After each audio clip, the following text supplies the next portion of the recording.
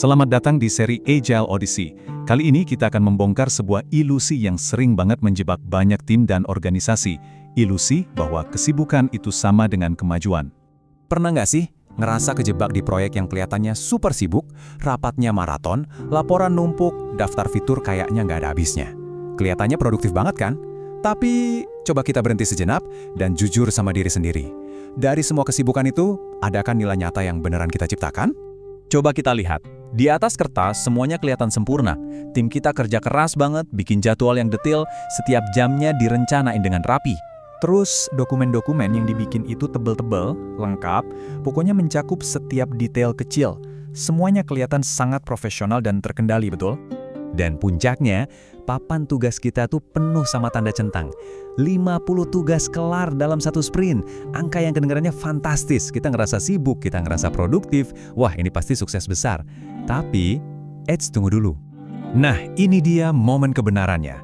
Setelah semua energi, waktu, dan uang dihabiskan, pertanyaan yang paling penting akhirnya muncul. Emangnya ada yang peduli? Apakah produk kita beneran menyelesaikan masalah mereka? Atau jangan-jangan kita cuma bikin sesuatu yang keren, tapi nggak ada yang pakai? Dan ternyata, ini bukan cuma perasaan loh. Datanya beneran ada.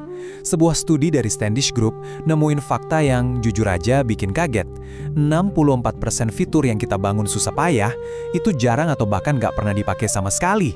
Coba deh bayangin, lebih dari setengah kerja keras kita, itu sia-sia. Inilah yang namanya jebakan aktivitas. Jadi, inti masalahnya ada di sini. Kita harus bisa bedain antara output dan outcome. Gampangnya gini, output itu semua hal yang kita kerjakan. Fitur yang jadi, dokumen yang ditulis, rapat yang diadakan, pokoknya aktivitasnya. Nah, kalau outcome, itu adalah dampak nyata dari semua kerjaan kita.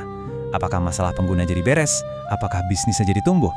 Jadi, output itu soal ngerjain, sementara outcome itu soal ngasih dampak. Biar lebih kebayang, kita pakai analogi keren dari buku The Agile Samurai tentang menyapu daun. Bayangin kamu minta tolong seorang remaja buat nyapu halaman. Kamu bakal bayar dia pas dia ngasih rencana kerja yang super detail atau pas dia ngasih desain sapu yang bagus? Enggak kan? Kamu baru akan bayar dia kalau daun-daunnya udah bersih, udah masuk kantong. Nah, rencana kerja itu output. Halaman yang bersih itu outcome. Sesimpel itu. Dan jebakan aktivitas ini ada di mana-mana loh. Coba lihat, ada startup yang bangga udah bikin 20 fitur, tapi ternyata penggunanya cuma pakai 3. Ada kampus yang ngeluarin sistem IT canggih, mahasiswanya malah tetap pakai cara lama. Atau perusahaan yang punya dashboard analitik super kompleks, tapi nggak pernah dipakai buat ngambil keputusan penting. Semuanya sama, fokus ke output, lupa sama outcome. Nah, ini yang menantang definisi sukses yang biasa kita tahu. Proyek yang selesai tepat waktu dan sesuai anggaran, kelihatannya sukses kan? Tapi kalau nggak ada yang pakai, kalau nggak ada dampak positifnya, apa itu beneran bisa disebut sukses? Pertanyaan yang sesungguhnya adalah, apakah kita menciptakan nilai? Disinilah mindset Agile masuk sebagai solusinya. Agile itu secara fundamental mengubah fokus kita. Ini bukan soal gimana caranya biar kita jadi lebih sibuk. Bukan, justru sebaliknya. Agile itu kerangka berpikir untuk terus-menerus fokus menciptakan nilai yang nyata, yang bisa dites, dan yang paling penting, bisa dipakai. Dalam dunia Scrum ada satu konsep kunci yang namanya increment. Anggap aja ini adalah potongan kecil dari produk kita yang udah berfungsi, punya nilai, dan siap dipakai. Idenya sederhana, daripada kita ngebangun semuanya sekaligus selama setahun, mendingan kita bangun dan rilis nilai sedikit demi sedikit. Biar apa? Biar kita bisa mastiin setiap potongan kecil itu beneran berguna. Ini adalah salah satu prinsip paling inti dari Agile Manifesto. Ukuran kemajuan yang sejati itu bukan laporan yang tebal, bukan juga jumlah tugas yang dicentang, tapi produk yang beneran jalan dan bisa dicoba langsung sama pengguna. Kenapa? Karena cuma dari produk yang berfungsilah kita bisa dapat feedback yang jujur dan nyata. Ini membawa kita ke sifat dasar Agile, empirisme. Artinya apa? Artinya, kita nggak pura-pura tahu segalanya dari awal. Kita bikin rencana, tentu. Tapi kita selalu siap buat beradaptasi berdasarkan bukti-bukti nyata di lapangan. Kita bangun sedikit, kita tes, kita belajar dari hasilnya, terus kita adaptasi lagi. Siklus inilah yang memastikan kita nggak salah jalan dan terus bergerak ke arah yang beneran bernilai. Oke, teorinya udah cukup. Sekarang gimana caranya kita bawa ini ke dunia nyata? Nah, buat kalian para mahasiswa inovasi digital, ini bukan cuma materi kuliah biasa. Anggap ini adalah misi kalian, tantangan portofolio C-Zone.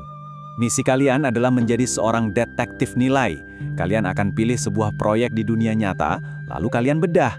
Apa aja sih aktivitasnya atau outputnya? Terus apa dampak yang seharusnya terjadi atau outcome-nya? Dan yang terpenting, kalian evaluasi. Apakah nilai yang diharapkan itu beneran tercapai? Ini kesempatan kalian buat ngasah pisau analisis dan ngebuktiin kalau kalian paham konsep ini.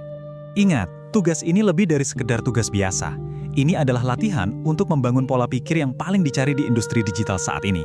Kemampuan buat melihat lebih jauh dari sekedar kesibukan dan fokus pada dampak. Inilah yang akan membentuk kalian menjadi seorang adaptive builder, seorang pembangun yang adaptif yang menciptakan solusi yang beneran berarti. Tolong ingat ini baik-baik. Nanti di dunia profesional, gak ada yang akan ngasih penghargaan cuma karena kamu kelihatan sibuk. Perusahaan, klien, pengguna, mereka semua membayar untuk satu hal, nilai. Dampak yang kamu ciptakan, itulah mata uangmu yang sebenarnya. Penting banget buat dicatat ya, pergeseran pola pikir ini bukan berarti kita harus kerja lebih keras atau nambah jam kerja. Justru sebaliknya, ini tentang punya keberanian untuk bilang tidak pada pekerjaan yang nggak penting dan memfokuskan semua energi kita pada hal-hal yang benar-benar membawa dampak. Ini soal bekerja lebih cerdas, bukan lebih keras. Mari kita tutup dengan pemikiran ini. Di era digital sekarang, di mana semuanya bisa diukur, metrik yang paling penting bukanlah berapa jam kita kerja atau berapa banyak email yang kita balas. Metrik terpenting adalah dampak. Jadilah orang yang di akhir hari nanti bisa menunjuk hasil karyanya dan berkata, ini aku yang bikin dan ini membuat perbedaan.